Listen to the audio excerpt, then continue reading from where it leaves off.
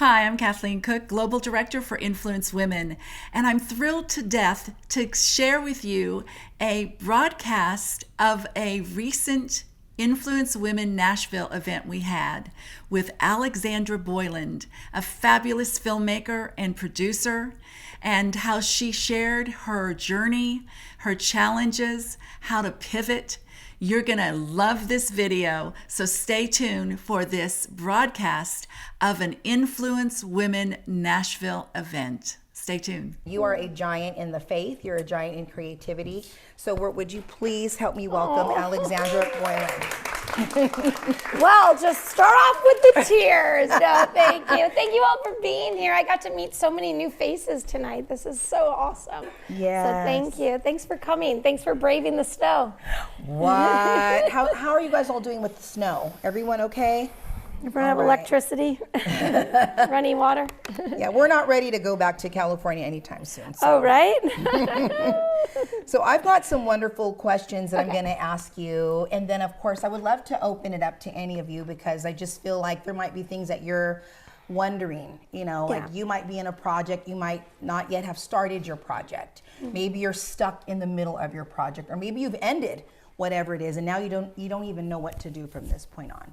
And so I feel like, you know, you really have an understanding. How long have you been in this industry? So I started acting really young, and my first audition was at 14 for the Jeremy Irons movie, Lolita in Boston. And then I just really I loved acting, and I moved to LA when I was 19 years old in 1999. And I am 46. Wow. Do the math. That was a long time ago. We had MapQuest and Thomas Guides and Backstage, and you didn't know how to get into the industry because there was no internet. Yeah. I know we have so much at our fingertips now. We really do. It's amazing. Incredible. Oh my gosh, the young people have it made. So 1999 is like when I officially moved to LA from Boston and by myself to pursue the industry. Wow. Yeah. Okay, so who is a mathematician? Who can do the math? That's 46, so 26 years, 25 years. 27 Yeah. years. So that takes some grit. Yeah. And I think that takes tenacity and just really holding on to the vision and dreams that God's given you. When was the first time you actually saw a vision or a dream that you said, that is what I'm going to latch on to? Was it when you were 19 or was it? I'd like to think, I spent a lot of time in my 20s thinking it was what God wanted for my life. Or maybe I was just telling myself that that's what God wanted for my life. Yeah. Because, you know, I'd be out and, I mean, my father's a pastor and I've always loved Jesus.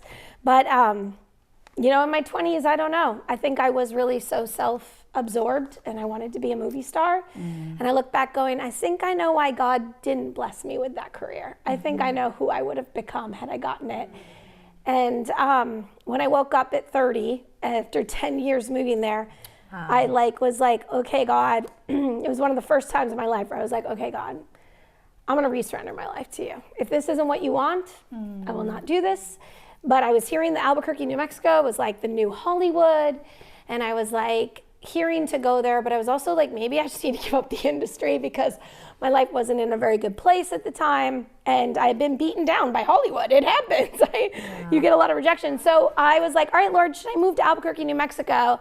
And in 1 week, I lost my house and my job. And I was like, that's the first time I feel like God really spoke to me in a long time, where he was like, I'm going to take it all away, and I'm telling you, you need to go. And it was the best thing in my entire life that I packed up my bags and I moved to Albuquerque, New Mexico. Wow. And I think that's the first time where I really felt like, oh, I prayed and God. But maybe I wasn't, for a long time, I think I was just concerned with myself. I wanted to be a movie star. So, yeah. You know, what I love about this story is that a lot of times we have these dreams and aspirations, and maybe they're not necessarily fully from the Lord. And so what I'm hearing is that there was protection. When I look back now, I'm like, that young girl probably should not have gotten that career.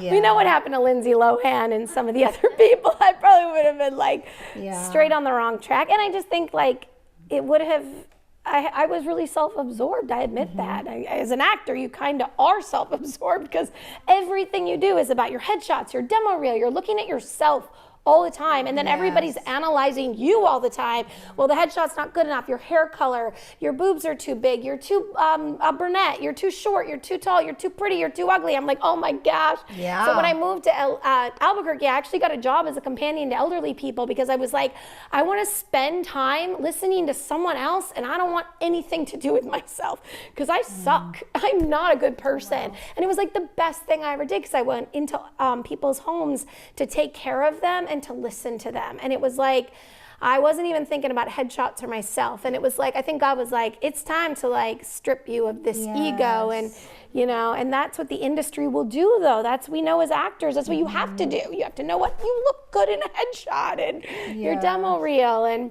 But I was so empty inside. I was completely empty. So I love that. So then you moved to eventually Albuquerque. And then when did you go to LA and what drove you there? To LA in 1999? Oh, to be an actress. Okay. I drove my Toyota Corolla across the country to drive myself into being a movie star.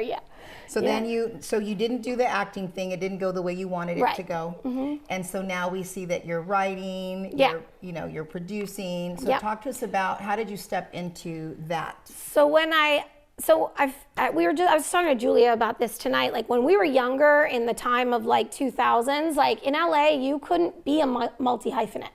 You couldn't be a writer, actor, producer. You know, you were one thing. You go to an agent and they're like, I'd be like, I like to write. No. Are you an actor or you're a writer? You guys have it made that nowadays it's like being a multi-hyphenate is cool and hip. I didn't even have that. So I put every tool in my, every other tool I had and put it under the bed and said, I'm just an actor. You know, so what was the question? I think I got sidetracked. Was it about, how you stepped into So when I moved to Albuquerque, I think it really opened my stratosphere. I was kind of stuck in a box in LA. And when I moved to Albuquerque, I was like, okay, God, what could I do with my life? And then I got Megan Fox's stand-in on a movie set. And I was like, oh, I get to be on a movie set finally. And I can be her stand-in. And then I was like, wait a minute, why am I waiting for people to pick me? Why don't I just try to make my own movie, put myself in it, and give myself a job? Which you think is so easy. And I was, it really, it's so simple. Right. And I was like, why? I have been waiting for 10 years for someone to pick me. And you cannot work hard enough for someone to pick you as an actor. And that was like, so I worked so hard. You guys, I have a hard work ethic. And I think that's what drove me into depression in LA was that I'm like, I'm working so hard. I'm getting the headshots. I'm doing the thing. I'm doing everything everybody tells me to do, but nobody's picking me. And then, so it was so amazing when I went to Albuquerque and I met some other awesome independent filmmakers, some people with cameras and booms. And I said, do y'all want to get together and start making stuff? And we made a web series and we made short films. And then I was able to take all my hard work and actually accomplish something. And I was like, oh my gosh, this feels amazing. I did this. I created it. I made it. And now I can put it out there. And that was just life-changing. I was like, I want to create my own stuff. So good. And so when she says she wants to create her own stuff, she came out with Catching Faith. If you pull out her little card, Catching Faith 2, Wish for Christmas, Switched, The Greatest Inheritance, and Identity Crisis. Which was the first? Two other movies. I have 2 thrillers, Home Sweet Home and At Your Own Risk. I have 8. Wow. But So which was the first that you did? Yeah, so when I moved to Albuquerque, I found all these incredible people. We were making shorts, web series. We were teaching ourselves, learning, finding our tribe. And I was talking to my brother on the phone. He's like, well, isn't a bunch of shorts just a feature put together? Shouldn't you just make a feature? And I'm like, well, duh, why am I not making a feature? So I went to my team and I was like, should we just make a feature? I never had made one. I was like, I'll self-fund it. I'll figure it out. And we ended up reverse engineering it. We had a location, the director's house we could get for free. So we went out there and we wrote the whole movie around his location. We wrote it. I called some of my friends in LA and I said, would you come out and be in this? And I personally paid for them to come out and be in it. And I self-funded it, probably all in for $10,000. Wow. And it's called Home Sweet Home, and it's a thriller because I knew we shot it in 2011, and I knew from my acting background that thrillers will sell with no star names, independent. So I kind of just knew that and was like, oh, I know that's a sellable genre. So I'll do that, and then maybe we'll have a chance. And honestly, we were kind of like, we just hope our parents will see this. We just hope, like, how do you get money if you haven't made something? So we'll just use it as a calling card that we'll shoot this movie, and then I'll just show my mom and dad that I'm doing something with my acting career. But also maybe we can show a potential investor. Mm-hmm. So we shot Home Sweet Home, and we really figured it out. It was like the kind of thing where I didn't know no one knows what they're doing until they do it. So I wasn't making it up half the time. It's like putting sticks and rocks together and going, this will make a movie, right? And so, and then we just didn't give up, even when things got tough in the post-production and we didn't know, I didn't know. I don't know if I probably have told this before, but like when we got to post-production, we had actually moved back to LA. I moved back to LA, taking my feature there. And I was waiting tables and I found a sound designer. And I said, would you work on my movie? I don't have any money, but I could pay you every week from my waitressing money. Wow. And he said, I'll do it. He knew someone I knew and trusted me. And every week I handed him $100 until I paid him off, until the movie was done. And that's like, so, finagling and figuring it out. I was like, I don't have $1,000, but every week I can drop off $100 until I pay you back. So it was like that kind of learning how to make a movie.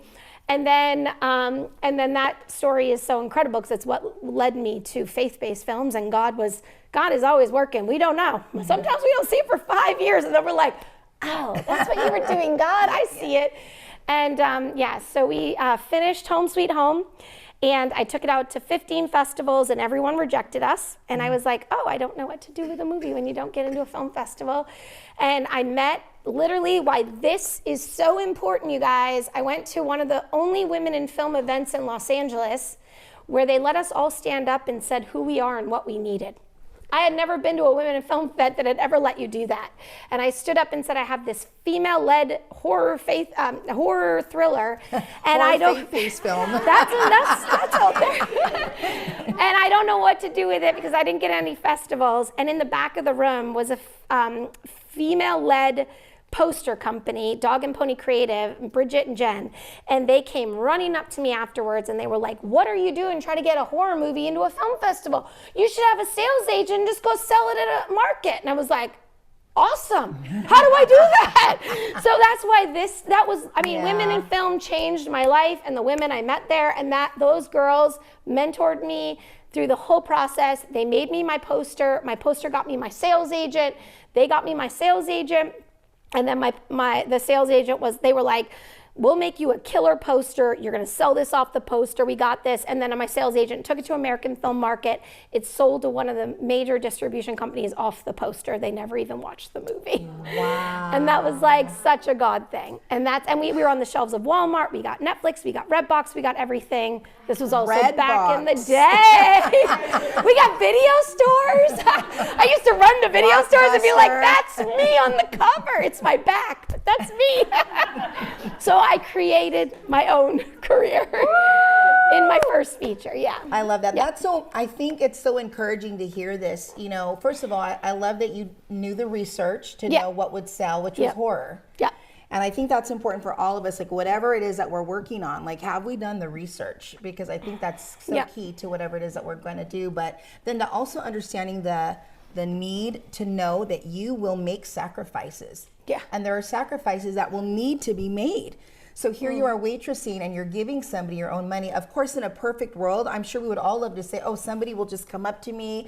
We hear you have a beautiful film. We hear you have a beautiful album or your book. No, like a lot of times it does require us to do the work and get it done to that place. But I think to your point, I love, and I don't know what you were believing God for at that time in that sense, but I love that he provided these women that were willing to come and do your poster, And I felt like very confirmed that that God was like, this is the direction I want you to go. Because the other thing is like, I spent 10 years an actor not being able to do anything. And then my first feature blows up. And I'm like, wait a minute, I know that's not normal. I was like, okay, God, I get it. Keep doing what you want me to do. And it turned into Catching Faith. Talk to us a little bit about rejection. Because I think as women, we kind of already might struggle with that anyway, not even having nothing to do with the entertainment industry. Yeah. But how do you push yourself through that to say, okay, 1, 2, 3. Okay, now 10 have rejected me. How do you push yourself through that? What does that look like? Well, I think one of the things that I'm always constantly trying to do is pivoting, because I didn't pivot for 10 years. I was getting rejected for 10 years straight, and I didn't pivot. Why didn't I step back? Because I was too young at 25. So I think nowadays, if I'm getting rejected constantly, Karen Covell, who we love from Hollywood Prayer Network, I call her all the time to pray for me. I'm like, can you pray for me? And she said, Alexandra, if God wants it, nothing will stop it. And if God doesn't want it, nothing will make it happen. And I'm like, and there's a verse in the Bible that says, you roll the dice and God directs where it goes. And lately in my life, I feel like I'm rolling the dice and God's like, over the Pacific Ocean. I roll the dice, he's like, over the mountains. I'm like, okay, all right. So I do think there is this so important to be like, okay, God, where do you want? I've always said, lead me where you want me to go, and I will go and I will do it. So if there's too much rejection, that I'm like, I know God has done so much in my career that I have seen in the last 15 years that I'm like, okay, God, this isn't what you want. Where do you want me to go? How do you want to use me? How can I be a part of what you want me to do? Because I think, yes, we have to get through rejection, but I also think that it's true that if God, I've seen effortlessly things happen because of God that had nothing to do with me. And then I've seen walls being drawn up and I can't kick through them. And I'm like, okay, how do I pivot? How do I change? Where do you want me to go, God? Maybe you're saying that door is closed for a reason and you need to go find the other door I'm waiting for you to look at. So I think that's a good, because rejection is just part of our industry anyway. Yeah. But I think it is are you being rejected or is God shutting a door? And there's a really important time to find that discernment. I was just going to say discernment is what's needed. Yeah. That's so good. I'm sure I don't have the answer to it. I'm still looking. If you all know, let me know. Just in terms of women that are creatives, I know you probably have talked to so many women that you might hear a reoccurring, either an excuse or a lie, oh, this is why I'm not doing this, or do you ever hear things like that? And if so, what would that thing be? I mean, I do hear a lot of people's stories, of course, but I think it is, I made a film called At Your Own Risk for all in $5,000. So I feel like I always send that to people saying, watch this movie, nothing's impossible. And I think that we all think we need all these things. We need all the bells and whistles. We need tons of money. Actually, you need a camera and a boom and 4 people who are in it to win it with you.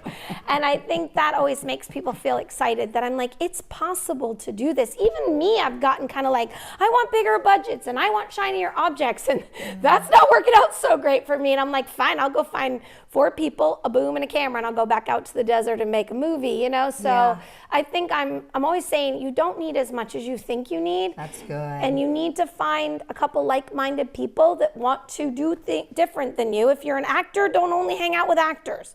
Go find someone who wants to hold the boom, someone who wants to hold the camera, someone who wants to hold the shield from the sun so that the glare isn't hitting, So, and then just find a way to participate in the industry you want to be in any way, shape, or form, because you don't know how. I mean, we know that God is the biggest marketer and that God can do anything. So if we are creating, even if we think no one's going to see it, you guys, I have stories beyond stories of God being like, I wanted this person in Cuba to see this movie, and I got it there. I have this person in South Africa who saw this movie, this person in Australia, and I'm just like, that's not us. That's not my distribution companies. That's God. So we have to put the work out so God can do what he needs to do. I love that. And you don't need all the bells and whistles, especially nowadays, right? I was like at Kelsey, but it is. It's you can do a lot. You can do something on your iPhone. You can do so much nowadays that there isn't a lot. There's always gatekeepers, but there's also Amazon and YouTube and independent distribution companies. Call me. I'll help you get one. Sure. It's out there. Yeah. It's out there. That's so good. I love that. It reminds me of that one story in the Old Testament where I don't want to say it's Elijah, but it was a prophet, and he asked the widow, what do you have? So this is what she had. And I think to your point, a lot of times we won't start something because we think we want to, I need to have all the bells and whistles, And even for me, I have a podcast, but I just started with like, this is what I have, Lord, will you just take it and bless it, and then things begin to grow, and then you can advance to something a little bit nicer. And, in your heart what you want it to look like. And he's going to partner with you every step of the way. But I think when he sees that we're putting our best foot forward and what we're doing is we're stepping out in faith. Yeah. That's what it is. We're stepping out of the boat. When he's saying come, we got to come. We got to step out. I mean, you stepped out, and just seeing all that you guys were doing and seeing all of these films, and not all of them are here. And probably each one of you have a story very similar to that. But just to say, Lord, this is what I have. Yep. Would you bless it? And then be faithful, steward it well, be faithful at it. Be excellent, be excellent. Even though my budgets are small, I strive for excellence in all my films. Talk about that because, for example, I love all of your artwork for all of your posters. Well, that's the most important part of your movie. Sometimes you'll see movies, and let's just be real, people do judge a book by its cover. Yes, they do. It's how you sell. People have said, I've written this book, and I go, do I want to read it? Because it looks kind of weird. It's weird colors, and it's just weird abstract things are going on. And then I read it and go, wow, this was really good. I wish they would have had a different cover art. Well, you guys, posters that's the number one thing I talk about all the time.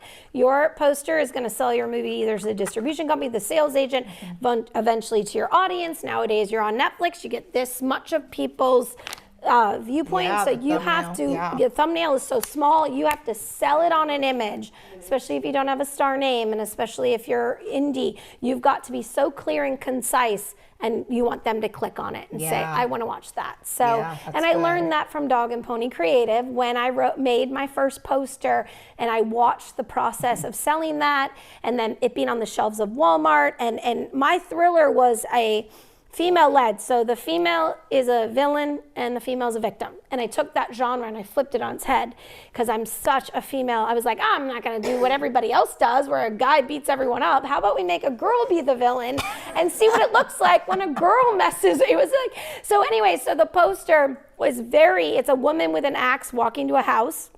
It's a thriller. It's not really a horror. And we sold so much. And I went to my local video store and they were like, that's your movie? That movie is rented like every single day. Because men come in and say, I want to see this. And women come in and say, I want to watch this. Because it had women empowerment of a woman with an axe. Yes. And this is before we really had that stuff going on in our space, where it wasn't, the woman isn't being objectified or on the ground with blood and all that stuff. She's like in the power stance. And I was like, and I learned right away, I was like, we did something so right, because it sold like crazy and did really, really well. So posters are so important. And I'll let you guys know, because I am the lead in Home Sweet Home, and I gave myself the lead role. I paid for this movie, my blood, sweat, and tears for years. And my poster company was like, do you think that you're going to be on the cover of this? And I was like, I don't know. And they were like, no, because you are a new one. And we're going to sell this off of an image, and we'll use the back of you. And I was like, I trust you, and I want to sell my movie. And I'm so glad I did, because my ego, and I had a lot of other independent filmmakers at the time putting themselves on covers and not getting sold and distributed. So it's something that also I think God was like, guess what? I'm going to take that ego away. You did all this work and you're not even going to have your face. But the movie sold. And if I put my face on the cover, no one's going to rent that movie at the video store. And so, and then all my posters have been made by Dog and Pony Creative. I'm also a big advocate that if someone works with you when you have nothing, you work with them forever if you love them, and you keep paying them. So Dog and Pony hooked me up on my first movie, and every movie I had more money, I was able to pay them better. Wow, I love that. That's so good. That's for all my team, forever. So even when you're talking about having to say, okay, I'm not going to be on the front now of this poster, but you pivoted. And I've never been on the front of any of my posters, and I've been in a lot of my movies. Yeah, I pivoted. Yeah. But you pivoted. I pivoted. Yeah. Always pivoted. And you had to surrender and relinquish that whole thought, like, I'm going to do, because sometimes we do that. Yeah. Like, I want this, it needs to be this way. And then you have somebody who's an expert in this industry telling you, recommending Trust something. me, yeah. You know, and I've seen people lose deals. Yeah. I had a great friend lose a deal, too. a television TV show. Yeah. And it was Beanham and Murray, and it was her managers kept saying, it needs to be this, we want. And he was putting all these stipulations. I'm like, girl, they've given you your own TV show. Like, just do what they're asking you to do so that you're on television. Then he can make all of the stipulations. But they ended up pulling the contract. They said, he's too much. Yes. You know? Well, and so pivoting is so important. Pivoting and also earning your right to have cards at the table. So when I sold my first movie through Ryan Keller Instrument International, there were some questions I had, and he said, you have no cards to play on the table. You will be happy if this company buys it. They're going to offer you an MG. And I said, awesome, I'm happy. And he goes, when you have cards on the table, that's when we get to start negotiating. And I was like, okay. And so I was very happy with how that movie was released. And then when Catching Faith came out, I was really a little disappointed because we had delivered a poster that they actually bought it off with a woman on it, because Catching Faith is starring a woman.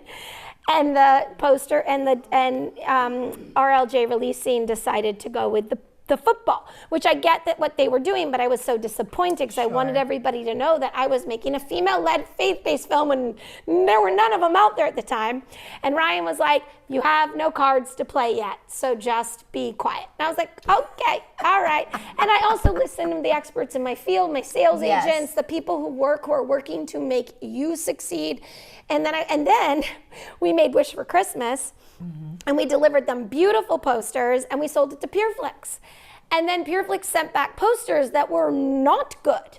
And I was like, wait a minute, is this when I get to finally say, I am not okay with this? And he said, okay, now you've earned it. You've got Joey Lawrence, Lee Allen Baker, Bill Langville, Chelsea Crockett. You've earned the right to say, I'm not okay with this. And then I had a meeting with PureFlix, and I said, we delivered you guys beautiful posters. Why did you go and make this? This doesn't look professional.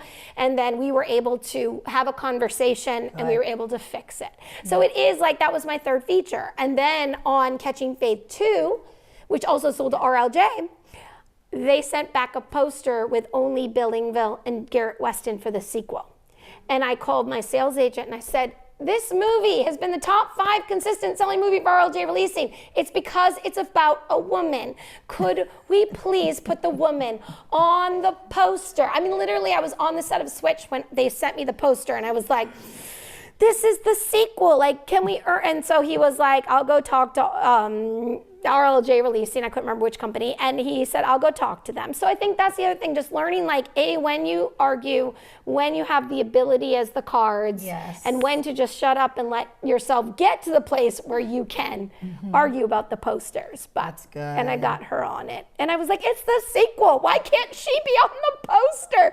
I was heartbroken. I was like, you guys don't even understand why this movie did so well. You fought for it, and now I fought for it, and I got my girl. I got my girl, and now I got a lot of girls on my cover. Thank you, Jesus. Right. So, I love me that. a little while. Yeah. So fight for what you believe in. Fight for what your you heart. believe in, and then but learn when the time is to get your career in that place. Because I do know other people who fought too much and sabotaged their own deals. Right. And I think that's where it's like you have to. Knowing that. And I still always checked in with my sales agent. I never like called the distribution company and started yelling. I would go to my sales agent, my P, and say, what do you think? Could we? And he would be like, okay, let me go. And you have that middle person. So, and if he had said don't, I wouldn't have done it because I trusted him. Yeah, that's so good to trust the experts that are working with you and pouring into you.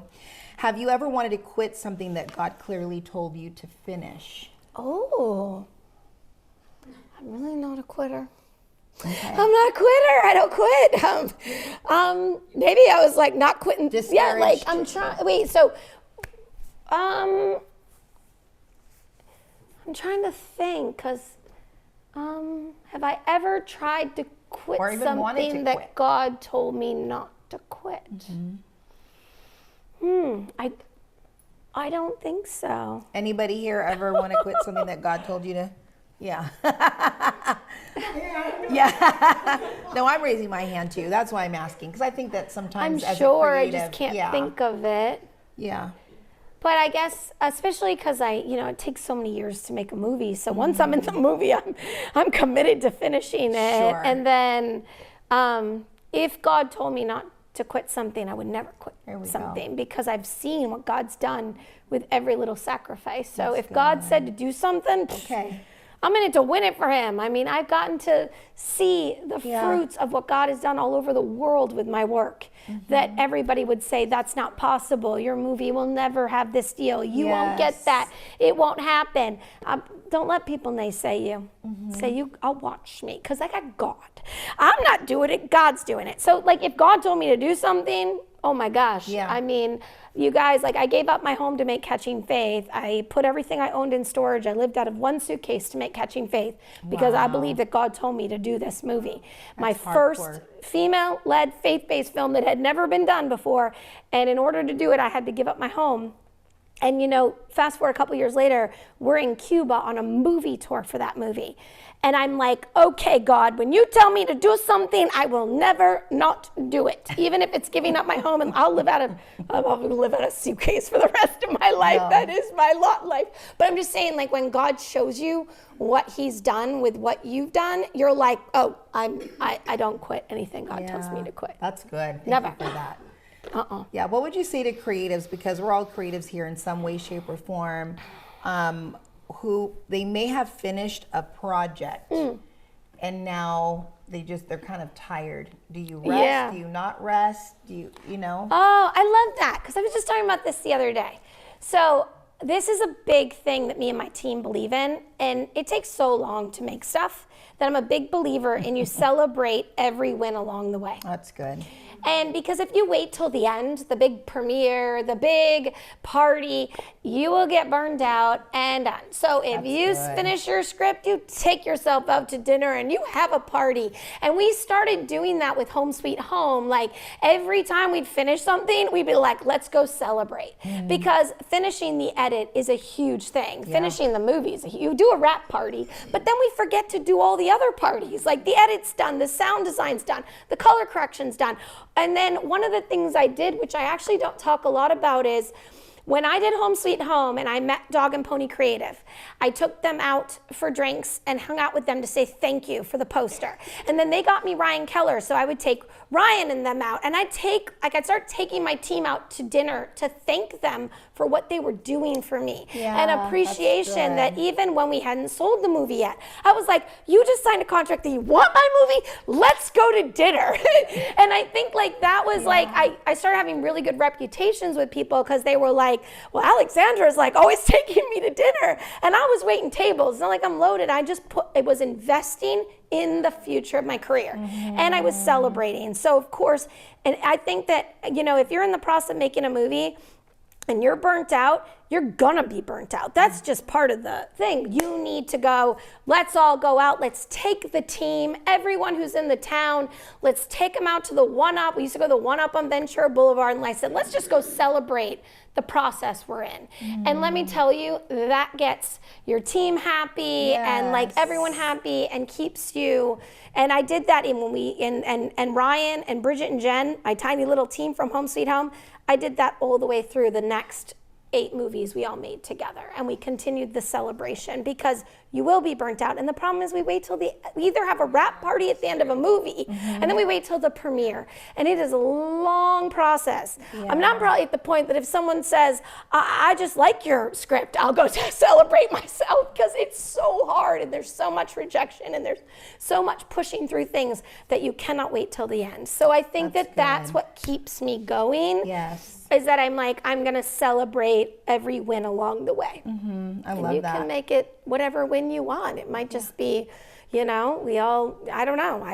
We did that in LA all the time. And we invited our team all the time. And like before we'd make a movie, everybody in LA was invited to the One-Up to come out and hang out with us because we were going to go off and make a movie, and we'd take photos and be like, we're going to go make another movie. And then, so I think that celebration is so important. You feel like you're celebrating and you haven't even finished anything, but you're gonna, because being a finisher is one of the most important parts of this industry. Everybody can start something, but not everybody can finish something. That's it. And you would be fun to celebrate with anyway. and be a finisher and surround yourself with finishers. Amen. I surrounded myself with finishers, and we always finished everything we started. And we never started anything and abandoned it, because it's so easy to be like, this is so hard. I mean, I go back to my Home Sweet Home days, and I was waiting tables and got all the rejections from the film festivals, and I was like, well, that's the end of that movie. Don't know what to do. What do I do next? And it wasn't the end. So it's like you have to just keep, And then also, I have so many little things that I get excited share. We're about. Here to listen. We're here to... Well, I made that movie At Your Own Risk, you guys, and we made it to we had made 3 features, and we were like, let's test out self-distribution, because we had sold to some major distribution companies. We were on the shelves of Walmart, but we also saw that they would take a lot of the money. And we had a lot of star names and the stress. I have no hair color left. And I was like, you guys, let's go back to why we made movies in the first place. So a group of us, 4 of us, said, let's write something, make something, and go test out self-distribution. And this was back in like 2015. So we wrote a script about 2 girls who test out a geocache game deep in the New Mexico desert. And when they get there, they don't know what's real and what's not. It's kind of like a little Black Mirror. And it took 4 of us in the New Mexico desert for 7 days with a camera and a boom, and we shot the whole movie. Then we came back to LA, did some pickups in Los Angeles, called in some favors, and then it took us a long time to finish that because we had no money. We had no money for post, so we were calling in favors, and that movie, we were having to celebrate everything on that movie because we were like, is this movie ever gonna get done? So then we finally finished it. We had an amazing poster by Dog and Pony Creative. If you look up At Your Own Risk, the poster is amazing. We actually paid more money for that poster than we spent on the entire movie. Wow. Because I knew the poster was more important than the movie. So we got with a company called Distributor, and they were an independent aggregator distribution company before we had like Film Hub and Indie Rights.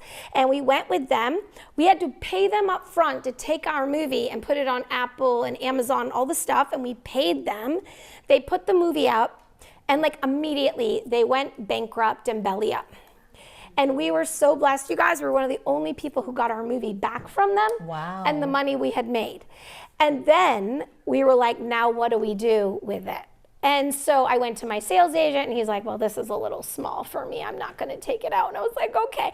And all these people had worked for free for points in the back end. And my heart was just broken that I couldn't get. I was like, I don't even care where it goes.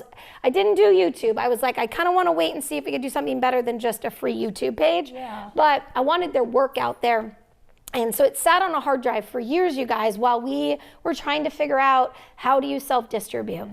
And at the same time, we're still making movies, we're still doing stuff, and the whole time At Your Own Risk on a hard drive, and it was weighing heavy on my heart that I was never gonna give up on this for everyone who worked on it.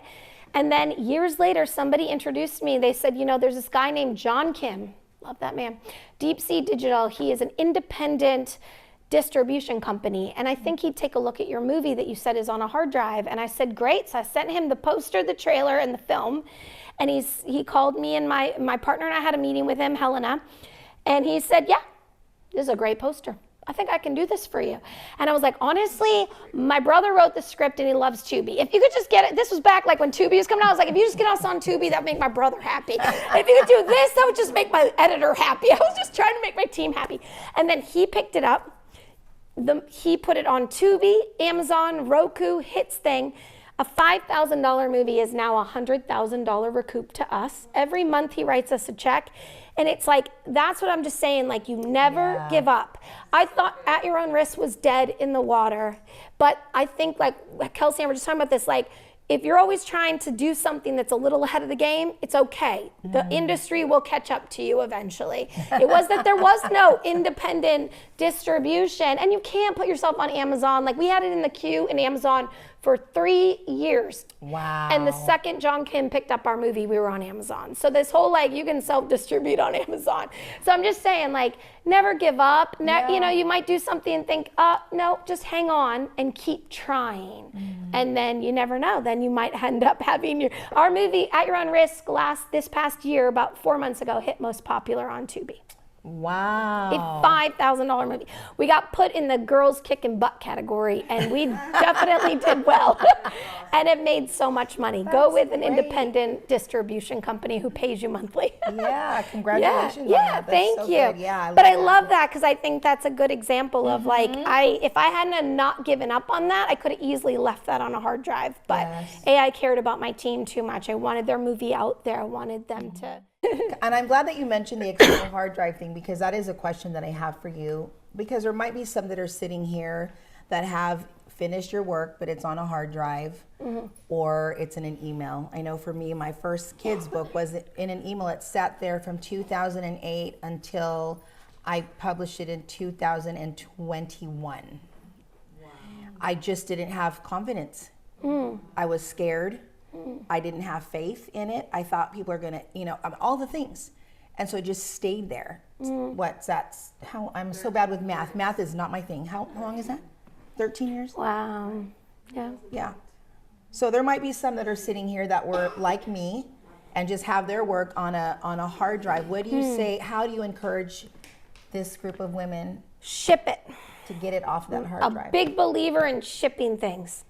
There is no such thing as perfection. There is no such thing as everyone's going to like it. And when we started, we shipped things. They weren't perfect. We knew we had issues, and we still shipped it because you can't move forward if you're on one thing forever. And I think it was Seth. What was that guy's name? He used to talk about shipping, and that was back when we were doing Catching Faith and stuff. We ship it. And I think, I've been able to make so many films to see so many reviews and so many Amazon comments, and you just got to let it roll off your back. The people who decide to spend a lot of time to say really mean things about you, you're like, that's not my audience. My audience will find it, and sometimes you might not know, and then someone will call you. So I think people don't put things out because it's not good enough. First off, there is no such thing as good. You can go around a room and every single person in this room has a different opinion about what's good. And you might have all saw the same movie last week and you all have different opinions. So you can't think that you're going to make everyone happy. That's good. And you need to go after the audience that your intended movie is for, and you hope you make them happy. I have so many people who are really mean about my movies, and I'm like, you're not even someone who wants to watch this movie. And when I do test screenings of my movies, I don't bother bringing anyone there who wouldn't buy my movie. What's the point? I'm not trying to make them happy. Right. I'm trying to make my audience happy. And I think that you might never get all the messages. I've been blessed to hear good ones. And let me tell you, I've heard a lot of bad ones. I had a podcast, people rip Catching Faith to shreds. And it broke my heart. It was my first thing. And then I was like, oh, well, those guys aren't our audience. What am I so worried about? So I think that's probably what stops people from publishing, from putting it out, is afraid of the negative feedback. Oh, okay, whatever, I learned Catching Faith isn't perfect, you guys. I know the first 10 minutes needs some work. If I could go back and rewrite that script, I would with what I know now, but I can't, because that movie got me where I am today. Yes. And so you have to let it go, hey, I'm gonna learn from that. Our editor, Lex, is awesome. She always says to us when we're in the editing room and we're like, we made a mistake. And she goes, so you learn from it. You don't do it next time, but there's nothing you can do about it now. And we ship it and move on, and next time we won't do it. And that's what's so great about Lex, because we make mistakes all the time on our films. Yes. And we're like, wow. I mean, there's a scene in Catching Faith where the kid walks from one room to the other in a different shirt. And it kills me. But you know what? The movie went on to become the top 5 consistent selling movie for RLJ releasing. And I was so worried about that. And no one probably doesn't even know. It's like an Easter egg. And then, we were talking about this, Kelsey. I was like, we have so many people who go on IMDb and do our bloopers. I'm like, that's a huge compliment. That means you watched my movie, you found everything wrong with it, and you went and wrote about it. I take that as a compliment. You must have really liked that movie, because you spent your time telling everybody all the things wrong with it. I love that. That's so good. It reminds me of our very first podcast. We had practiced, filmed, everything, but the one thing we didn't have the digital camera connected to the digital platform. So we had all the lighting ready to go. And so once we plugged it into the computer on StreamYard and we're counting down 5, 4, 3, 2, 1, all of a sudden I'm seeing the camera and I see this like little white thing like bleeping, and then people are starting to text me, oh, there's a white square around your face, you know. This was our very first podcast, and it's dark, even though there was so much lighting in there, but you wouldn't know. It was just, I was dark, and I mean, I'm dark anyway, but it was dark, you know. And so I was just like, oh my goodness, I can't believe this is happening. And the girl that was filming, she was just sat there, just tears the whole time. Aww. And I'm just, you know, doing my thing, talking to my guest on the show, and just still having fun, you know. And we were done. She quickly grabbed her computer, grabbed the camera, pulled it up, and she was like, I'm leaving. And I was like, oh no, girl, you're going nowhere. We just finished our first podcast. We're gonna celebrate. We're gonna celebrate. I bought some sparkling Martinellis, the pink one. I'm like, we're putting on Kool and the Gang, and we are going to celebrate. So cry in the corner, let God get you all fixed up, because we're gonna celebrate. We just launched our first podcast, and so we have to. I love you. Oh, thank you. I love that story. You know, we know we're gonna fail. You're gonna fail. We are gonna fail, but you just gotta keep, you know. But if you don't put it out, you can never do anything else. I know people who are stuck on their first screenplay because they've been writing the first 10 pages for the past 5 years. I'm like, I'm always giving when I write a screenplay, I write it right all the way until it's done. And then I go back, because you'll just keep fixing. It's the same with a movie. You just like keep you could fix everything until the cows come home. And and I think I learned that on Home Sweet Home, because we did get into the Albuquerque Film Festival. Which was my hometown in Albuquerque. So they let us show Home Sweet Home. And then I got into the White Sands Film Festival, which is next to Albuquerque. I got in the 2 hometown festivals. But it was one of the best things I learned was, so I went to Albuquerque. We did sell out in our little hometown of Albuquerque. And someone came up to me and they were like, oh my gosh, you need to re-edit that scene in the closet. I don't believe for a second that she can't use the knife, get through it. It bothers me. You need to cut that. That's terrible. And I was like, oh, okay, thank you. I better think about that. I better look at that. And this is what changed my mentality of notes and being really good at discerning. And I was like, oh man, that's terrible. Then I go the next week to White Sands Film Festival. I'm coming out of the theater. The guy's like, this person's like, can I just tell you the best scene in your whole movie is you in front of the closet when she can't get to you. It's just so thrilling and it's so amazing. And I was like, this is why you make your stuff, you put it out, and you let it go and you move on. And I think that was so good for me, because I might have started chasing those notes and being like, I changed that, that'll make that person happy, and I changed that. Then you're just trying to change everything to make everybody happy, and then you're not going to make anybody happy. So just stick to your guns and do the thing and let it go and go to your next one and go, I won't make that mistake the next time. That's so good. I think as creatives, it's easy, and I know I've done that with my book. Yeah. You know, the second one, it was just like, going back and then wanting to make, I'm like, just stop. Just stop. It's already done. It's already, what are you doing? It's good enough. Yeah. I mean, they might have to say it's good enough. That's so good. Next one will be better. That's so good. Well, thank you so much. I want you to share about your, because you're a filmmaker and a writer and an actress, but you also are an author. Yes. Yes, so she just released a book. I did. Well, you guys got my card. Those are all our faith-based films. They all have companion materials. They all come with youth group studies, Bible studies, family conversation starters, high school curriculums, the works. So please share it with your youth groups and your churches. And like we've been to Cuba because of the Elijah Project from Catching Faith, which changed lives for women in Cuba. And then I've had a rough couple of years. I haven't been able to raise money for my next movie. I've gone to every studio. I'm kind of like, and then I'm in the phase of, okay, God, if that's not what you want. So my sister and I, we work together, we said, all right, what can we do?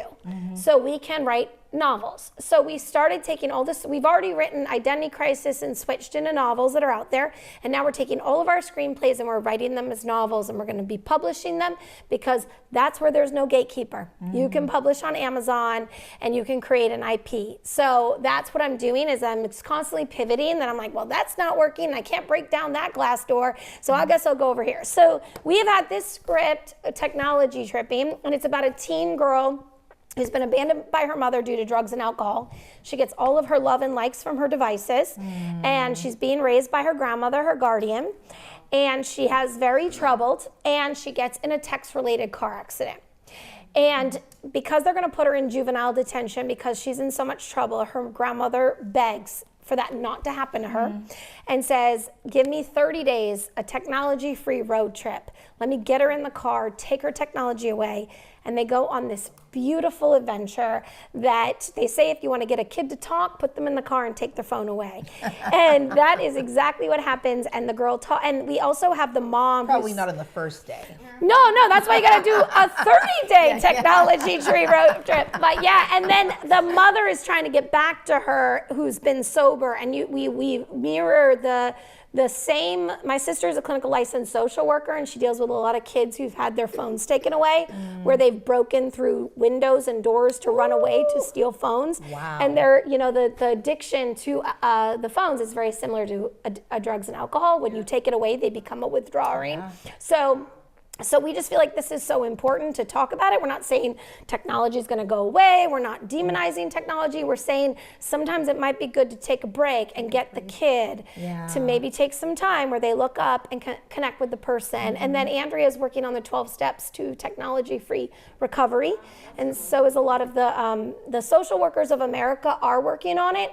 But she's like, that will be not from the Christian worldview. We need a Christian worldview on what it looks like to be tech-free and what it's doing to our kids' brains, and we know all the dopamine.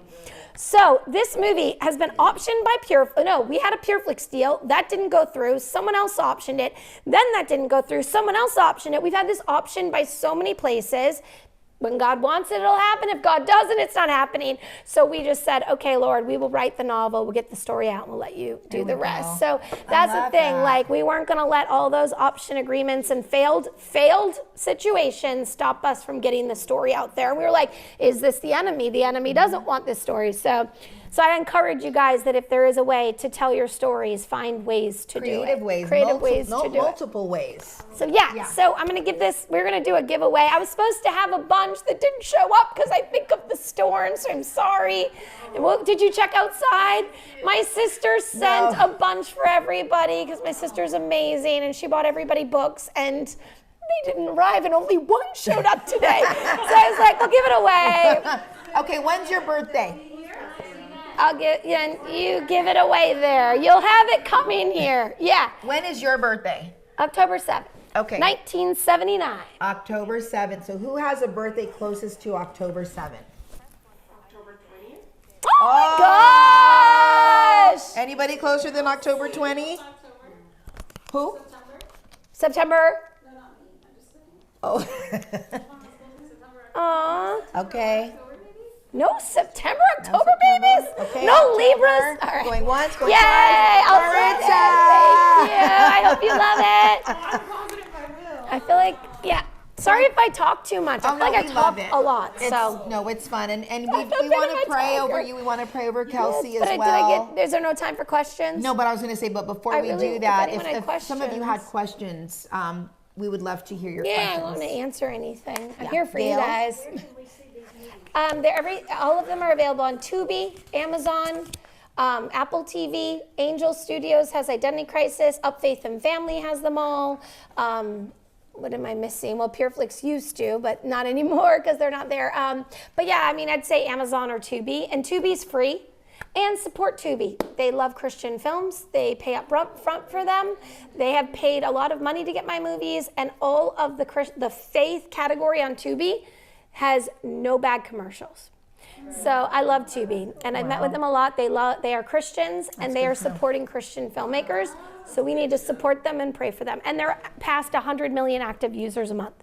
They're the fastest growing streamer right now because they are free. And when I met with them, they said we are trying to serve the underserved, and they love faith-based films. And I'm like, I love that. So go to Tubi, support Tubi, watch an ad. It also supports me because we get paid off the ad share. Yes, and At Your Own Risk is on Tubi too. Tubi, okay. So it's Home So Sweet if Home. we purchase any of your films, Yeah. does that help you at all? Like, what's more helpful to you? Tubi. AVOD is way better. What? Watch time. Watch time. Okay. Well, I think AVOD is better. Advertising video on demand, just for anybody. So there's TVOD, transactional video on demand, when you pay $3.99 on Amazon. That still goes to the distribution company, gets funneled through, eventually comes back to us. Okay. SVOD is a streaming video on demand, which is a license deal, which is a one-time deal that they pay for the length of your movie. So we made a $75,000 2-year deal with Netflix for Catching Faith. So whether one person or 280 million people watch it, that's all you get. It's Gotcha. an SVOD license deal. AVOD is advertising video on demand. So every time an ad shows, you get a percentage cut with them on the ad. Let me tell you, we need everything to be at AVOD if independent filmmakers are going to survive. That's good to know. AVOD is amazing. Or YouTube, when you're watching things with ads and that comes back to you through whatever distribution company. And then Roku channels ads, Amazon Freevee is ads. So yeah, I'm not sure how it works with like the bigger studios like Netflix with those ads, but Tubi pays and I see their checks for At Your Own Risk. And Wonderful. I appreciate them very much. So Tubi. I'm a big fan of Tubi. I love Tubi. That's so good. Yeah. Anybody else have a question? Yeah. I know already you're talk taking your notes. ear I off. see you taking notes. Do you have a question, Tori? No, you go first. Aw. Okay, so I watched your short, Girl in the House of Oh, Dimensions, yes. and it was beautiful. And Thank you you. directed that one. Thank you. And so the features on your card are ones that you produced, right? Do you have any dreams of directing features? Yes. Yes. I do. Thanks, Tori. Tori drove 2 hours to be here tonight, and she's amazing. I want to see you make more like the Girl in the House of Oh, Dimensions. thank I you. haven't seen it. Oh, thank you. That's on YouTube for free. It's called The Women in the House of Different Dimensions, about two girls who find out they're living the same life in different dimensions. It's very short. Yeah, so I would love to direct. I have produced and written for a long time. And, you know, my partner, John Graham, and I were partners, like full-on partners working together. And for so long, we were such partnership that I didn't know I wasn't directing until he left the company. And then I was like, oh, I should have said I was a co-director, but I didn't think to do that.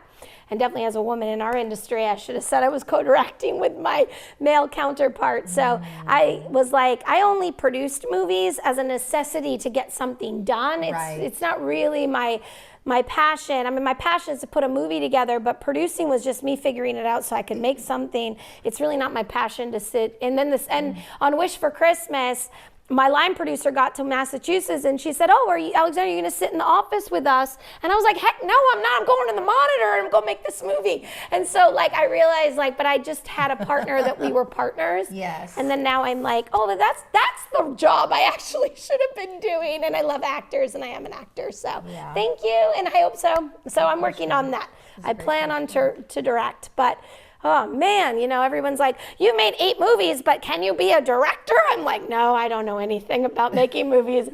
It's so hard. Like you have to like have so much, except like I sold one of my horror scripts to a major horror company and they were like, Alexandra, you made 8 movies. Of course you can direct a movie.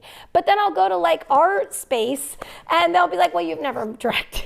I'm like, what the heck? So, come on, ladies. Ladies, get out there and it. let's support each other and help each other. Yes. Anyway, I can help people. I'm all about it. So. Yeah, you are. Thank you. And that's a great question. That was a good question. Carol. I'm just kind of back for the shorts. Is there a market for shorts? That's a tough one. I mean, I don't think shorts make money. I think anytime you make something, the very first question you have for yourself is, what is your ultimate goal? When I make something, I know exactly what my goal is. Is your goal to learn? Is your goal to make something, to show somebody, to find a tribe, to find a team, all the things. So when people ask me about shorts, I'm always like, what's your ultimate goal with the short? Is it that you think you're going to make money off it? Is it because you want to learn? Is it because you want to see if you can do it? You can put shorts on YouTube. You can put shorts anywhere. I think shorts are a little harder to break. I mean, it's so hard to break through all the noise now anyway.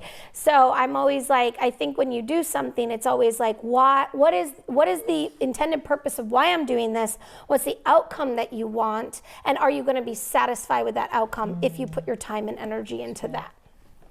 And it's a calling card. It is. It's an absolute calling card. I wouldn't have been able to make my feature if I wasn't making shorts and web series. I just had is there a market for it? That's the hard question. I don't know what the market is, but I learned so much. And I took that tribe, that knowledge, and made it my first feature. And that's why I've done one and just like, what do I do with it? What do you do with it? Well, I can help you with that. Friends and family. Yeah, well, I can help you with that. Yeah, there are. Didn't someone just get a short on Netflix I thought I read about? But we could talk about where you could put that and what you can do with that. Yeah, and recently, festivals. They do take them at festivals. For sure, you can put them in festivals. Yeah. Oh, yeah, festivals take it. Festivals, YouTube, your website. Talk about what you've been talking to me about, Yeah. I know. Actually, vertical, you do little short. Yeah.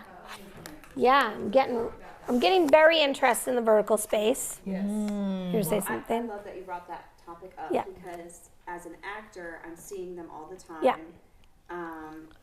And the majority of them are raunchy. Borderline pornography.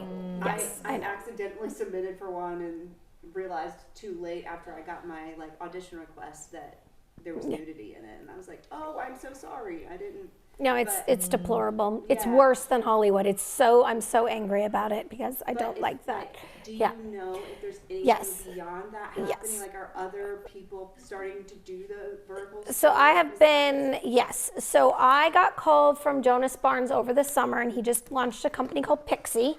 I don't know if it's up and running yet, but he is doing it.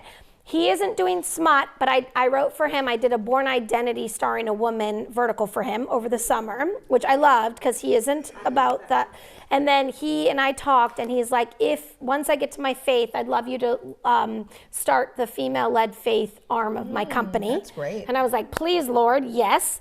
So I learned from Jonas this summer all about verticals, and I was writing for him, and then I was like, wait a minute. And then I was having a lot of actresses calling me saying, are you going to get in the space and make it better?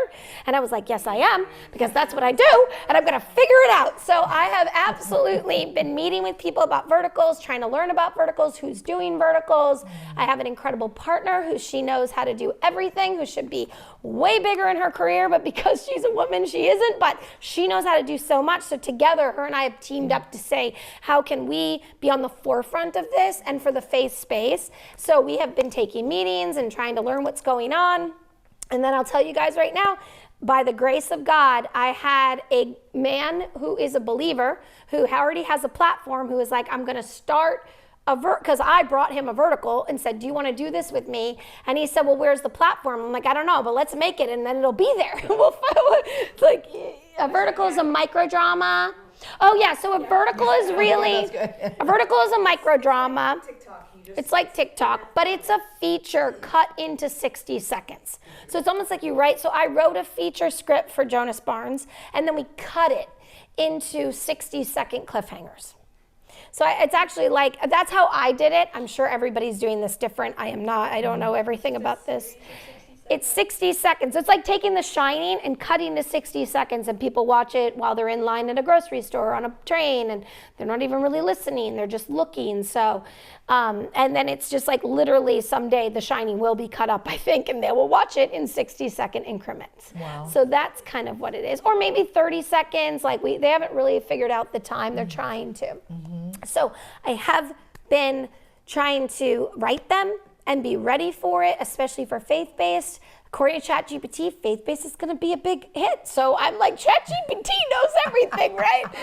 So anyway, I did just meet a man who has a platform, and then I just had another man call me saying, I have investment, I want to invest in a faith-based platform. And I was like, all of that happened within 3 weeks. And that's when I say when God moves, I'm like, oh, I got the two people. And so I introduced them this morning, and I was like, you will not cut me out, because I have many times helped people and got cut out. Yes. I said, I want in on this, and I want first look deal, and I want to take all the girls that I know who want to work in this space, and they're going to get a first look deal because I am so. So I am, and I love that these people so believe in doing YA and female faith stuff, and they were like, let's be on the forefront and change this. And so I'm working on that right now, and if God, pray for us, because I have put all the puzzle pieces together, and now I'm like, please don't send that contract, don't take me out of it.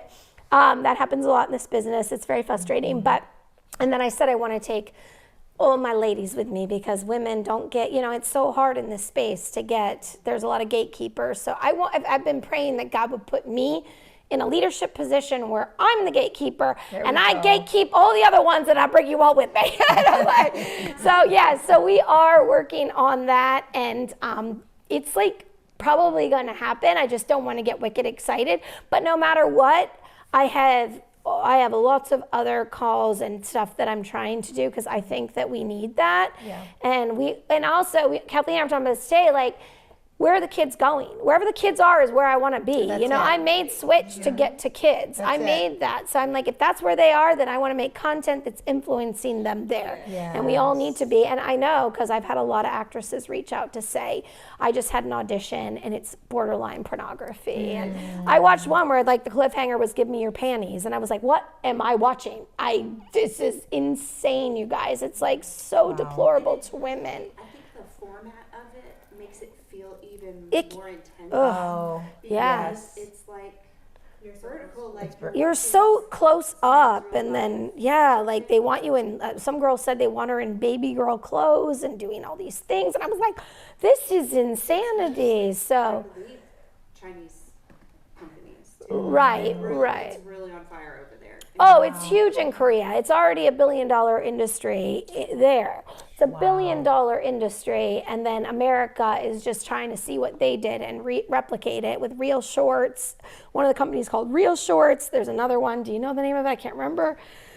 Yeah, I just had it. Wow. Erin posted off. Remember that one that Erin was working with? She's working with them? Yep. Oh, I don't know them. But I mean, there's a lot of them. I mean, and I think that, you know, I'm praying that that the Christians will get involved. But I feel like the faith space is always like 10 steps behind Hollywood.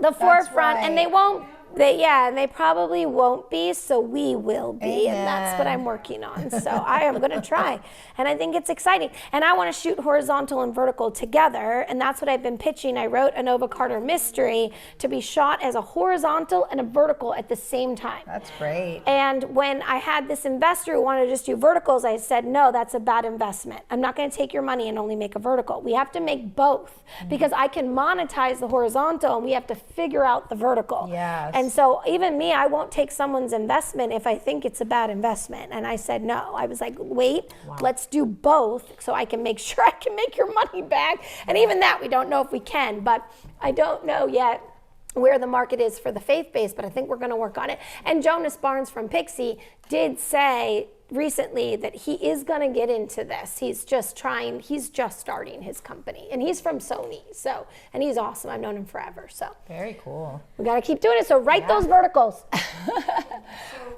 we're speaking to like bringing that faith-based aspect, but will you speak a little bit to, because I'm brand new to this. I literally stepped on my first set 5 months ago. Yeah. And God has just opened the most incredible doors, and it's unnatural. It's supernatural, the things that have been happening. Margot and I have been kind of in the same boat. And I just feel his pleasure every time I step on a set. I feel mission. Yes.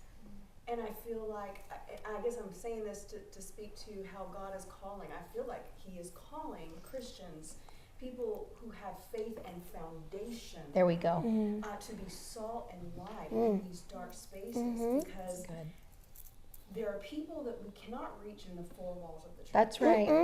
And so that's kind of where I found myself, and that's why I came to that, because like I need the community for the mission and the places that I'm stepping, because I don't want to take that lightly. That's good. Because it's a dark place, and so I want to make sure that I'm solid as I'm stepping into these spaces. That's so good. I got offered $2.5 million from a major distribution company for Switched at script level, and my only requirement was to make it raunchy. And I was a waitress, and I walked away and said, I will not compromise the script. And so I think, but had I been an actress who made it for back in my 20s, I probably would have done anything. And that's where I think God is pruning us and getting us to a place where we might get a temptation, but we're so solid for him that I'm like, you can't even tempt me with $2.5 million. I will not have my girls do anything inappropriate. And so I think it is, once you get to that place where you feel like God is using you and needs you, you're not even, I mean, my husband now is like, you passed up what? And I'm like, I don't care about money. It's not about money. And I think that what you're saying is that we have to get in that place where God knows we are so solid, he can send me into the wolves. And I'm like, nope, not gonna happen. And then, but I think like that, I see what God was doing in my life to get me to that place where I had to be like, I'm in it to win it for him, and anything else is just not going to happen. And even when I've been homeless and all the things I've been through, I still won't ever compromise. That's beautiful. And not our young girls. Get so caught up in ministry, what that has to look like. Yes. I came from full-time ministry and Right. being a pastor and things like that. And now I'm stepping into arenas where it's like, this doesn't look anything like I thought it was going to look like. At the same time, though, you feel such mission and purpose and calling. Well, media is the greatest influence in the world. Yeah, that's right. And church is amazing, but media changes the world. And you can make a film and it goes all over the world, and it shows up on their television screen. I mean, that's amazing. I've gone on lots of missions trips, but my films have been the greatest mission of my life. And I never even got on an airplane, and God used the television screen. And it is. You know, Kathleen says that. Karen Covell says that. Karen's always like, pray for Hollywood with Hollywood Prayer Network. Pray for the biggest influence in the world. Yes, we should be that's praying for that. Yeah. To your point, just recently I interviewed a gentleman by the name of Dan Ruppel. He was a writer, producer. I know Kathleen knows him well. And he was on The Price is Right and the David Letterman show. And in this, I think the podcast just aired last week, but he was saying that when he stepped on the set of The Price is Right, it was one of the most toxic sets. Nobody wanted to work for The Price is Right. It was horrible.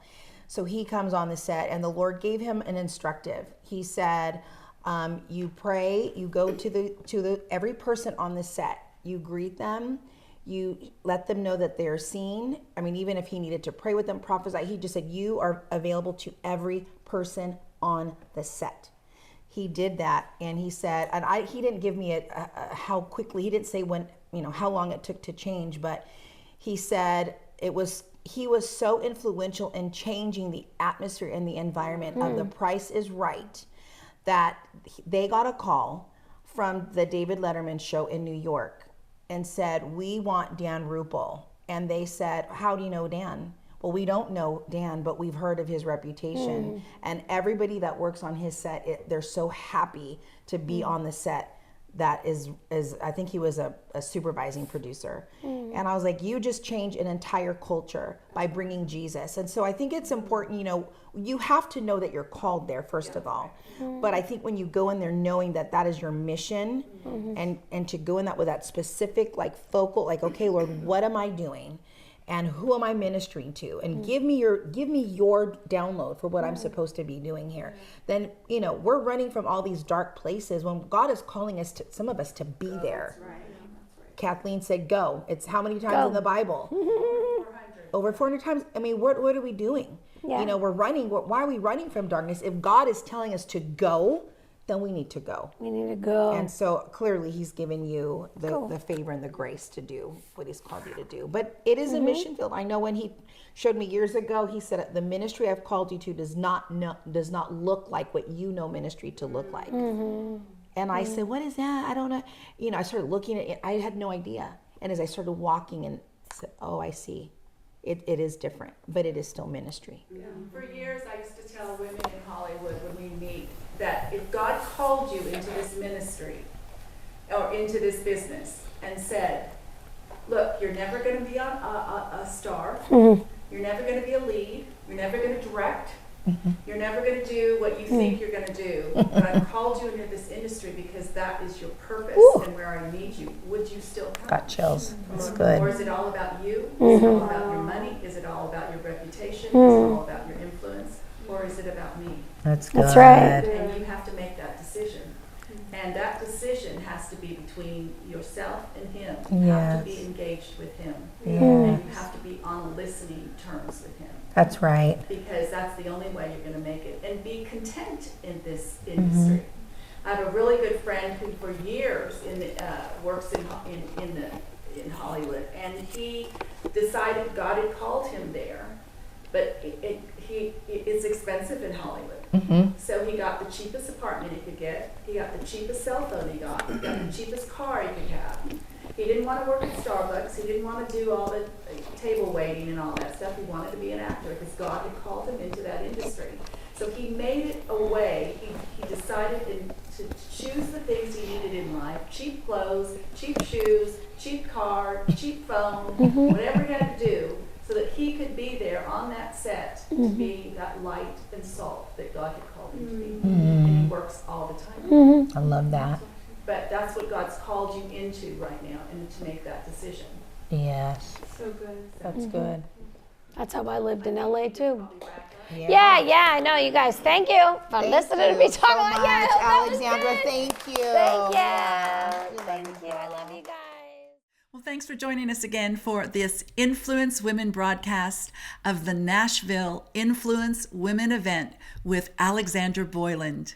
I know she knocked your socks off tonight as she talked about her faith, her journey, all of the things that she's gone through to become a successful filmmaker. I hope it inspired your life. If you're not a member of Influence Women, why not? You need to be. Join us at influencewomen.org. Become a member today and join one of our chapter groups. We have them around the United States, and if there's not one near you, we have one online. We have an online chapter group just for you. So join us at influencewomen.org, and we'll see you at one of our next Influence Women events.